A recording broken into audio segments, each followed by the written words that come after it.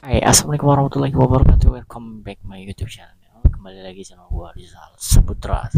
Dan kali ini kita bakal reaction ya video dari Parbelak Channel ya, Opung ya. Dimana di sini Opung membahas tentang video yang berjudul Nah Ketahuan ternyata Rocky Gerung dipecat dari Universitas Indonesia guys. Ya. Oke, seperti apa ya penjelasannya? Kita langsung aja ke videonya guys. Check it out.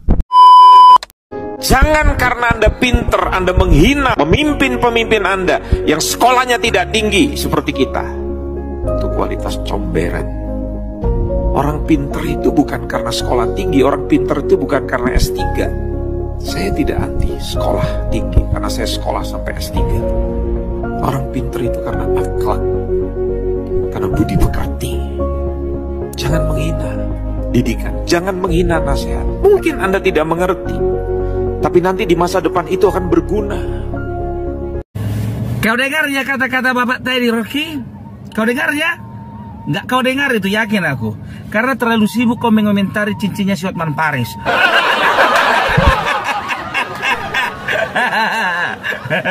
Cincin orang kau komentari, cincin kau beli.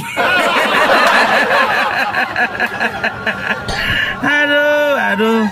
Jadi, ya inilah yang dinamakan dengan etika, adab yang sesungguhnya. Dikatakan apa tadi? Kalau kau tinggi pendidikanmu daripada presidenmu, daripada pemimpinmu, jangan kau coba-coba hina. Ya, karena apa? Yang namanya seorang presiden, dia yang kita pilih, yang dipercayai sesuai dengan konstitusi, ya adalah orang yang memimpin bangsa ini. Kau kan bagian dari bangsa ini. Kau punya nik kan? Iya kan? Dan di bawahnya itu, ya di kakakmu itu ada lambang Garuda kan? Oh tunggu dulu. Sekarang kau masuk ke kakak mana? Kau kan belum nikah kan? Oh iya. Kau masih numpang sama mamamu sama bapakmu. Tapi kau dengarkan ini, ya, dengarkan ini. Analogikanya seperti ini, analoginya. Kalau misalnya seorang anak itu menempuh pendidikan, katakanlah memang dia lebih pintar dari bapaknya. Bapaknya cuma tamatan SMA, tapi anaknya bisa dikuliahkan sampai tamatan S1, S2, bahkan S3. Jadi karena sudah mentang-mentang sudah pintar, anaknya lebih pintar dari bapaknya, ya, secara akademik. Jadi suka-suka anak tersebut menghina bapaknya gitu. Iya. Bisa seperti itu ya guys. Padahal bapaknya lah yang memperjuangkan anaknya, bapaknya yang nyari uang untuk kuliah anaknya, bapaknya yang berusaha untuk mensejahterakan anaknya. Nggak logika kan? Kalau seorang anak sempat berbuat kurang ajar seperti itu, berarti itu maling kundang. Begitu juga kau. Kau kan rakyat biasa. Sama seperti aku. Ya, sama-sama rakyat biasanya kita. Jadi, sebagai seorang rakyat biasa, kita harus respect, kita harus hormati pemimpin yang sudah kita pilih. Katakanlah kau memang gak pernah pilih dia, tapi sebagian besar rakyat ini sudah pilih dia.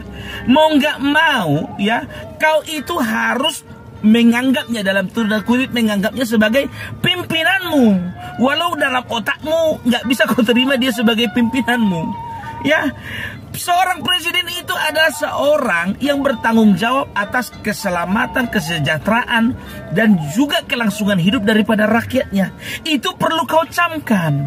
Makanya ada Undang-Undang Republik Indonesia nomor 1 tahun 2023, pasal 218, itu yang mengatur bagaimana seorang presiden dan juga wakil presiden sebagai kepala negara itu dilindungi undang-undang harkat dan martabatnya.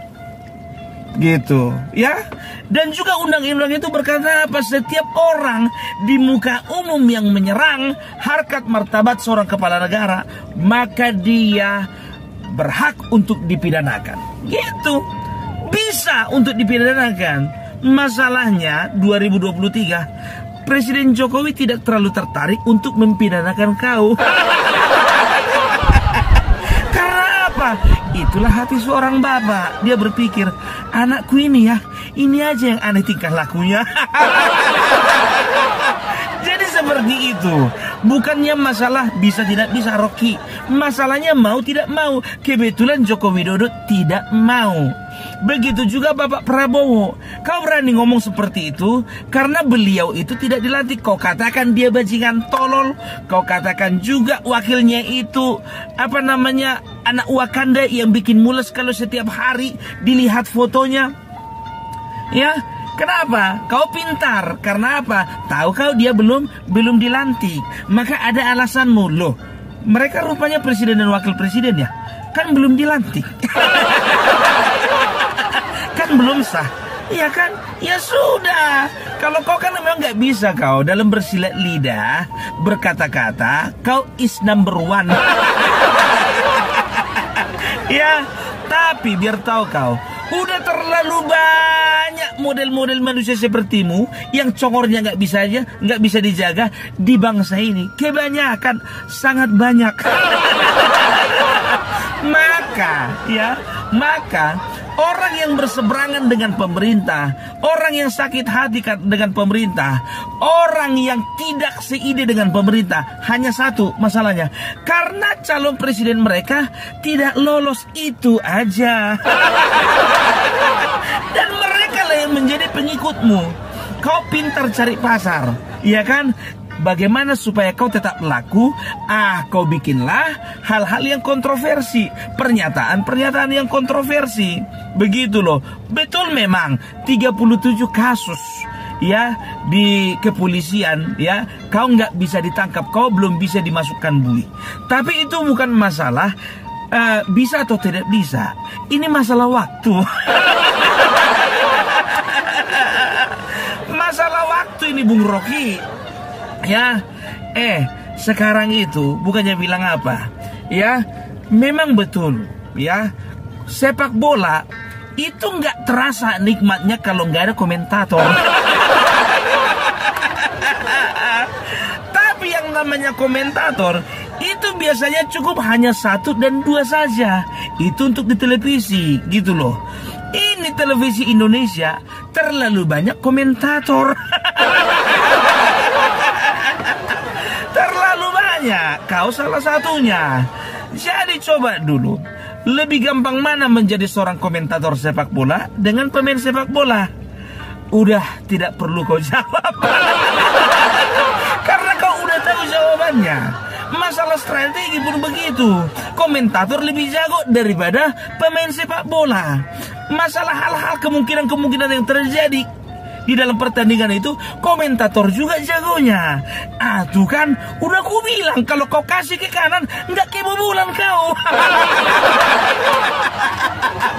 Begitu juga, ya komentarmu yang kemarin itu sangat sangat bisa dikatakanlah komentar yang sangat mencuri perhatian. Apa kau bilang? Anies tidak akan pernah jadi presiden. Karena apa? Karena akan ada Jokowi yang menghalanginya. Bukan Jokowi yang menghalanginya.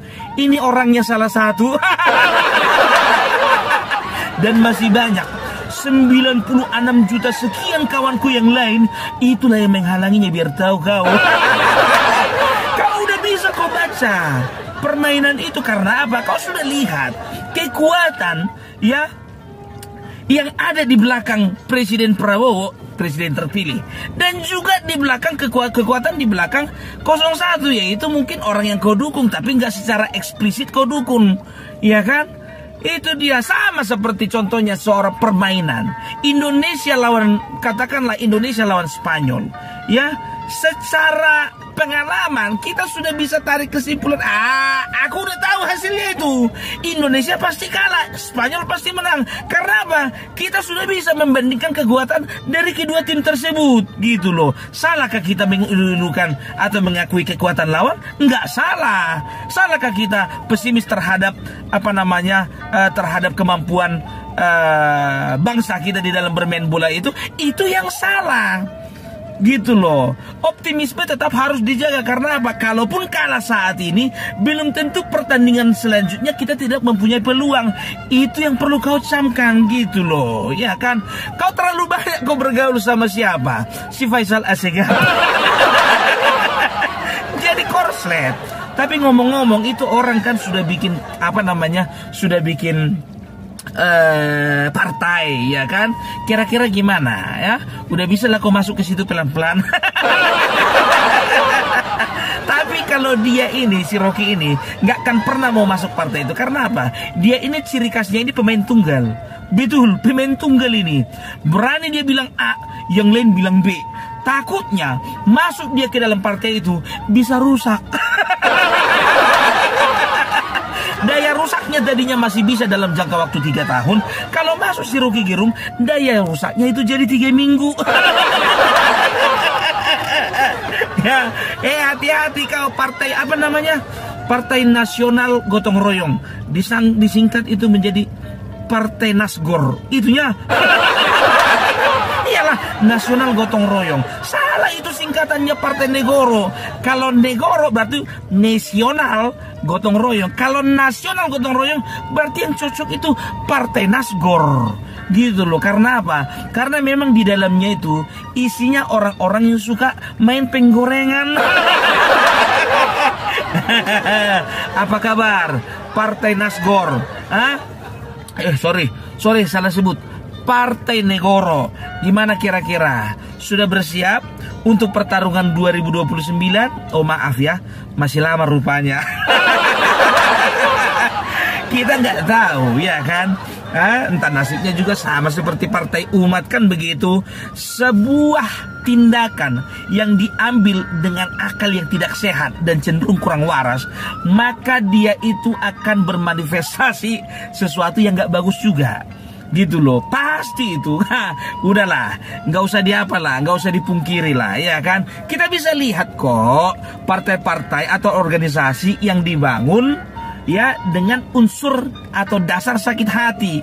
Sakit hatinya pun juga dengan alasan karena dia kalah atau menang saja. Gitu ya. Kok kita jadi ngomongin Partai Nasgor ya? Dan juga ini ya, masalah